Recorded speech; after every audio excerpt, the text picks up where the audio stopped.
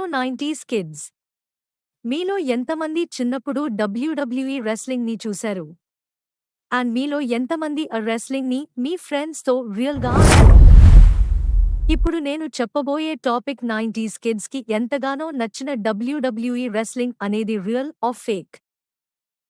మనలో చాలామంది ఈ రెస్లింగ్ ఫైటర్స్ రింగ్లో పోరాడటం చూస్తూ పెరిగాం, కానీ తెర వెనుక అసలు నిజం ఏమిటి?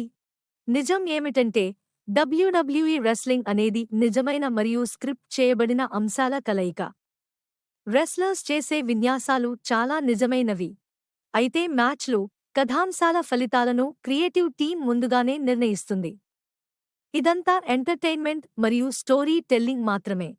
కాబట్టి ఇందులోని ఫిజికాలిటీ అంటే భౌతికత మరియు ప్రమాదాలు నిజమైనవి అయినప్పటికీ, ఇందులోని నాటకం మరియు పోటీలు తరచుగా మన సీట్ల అంచున ఉంచడానికి స్క్రిప్ట్ చేయబడతాయి.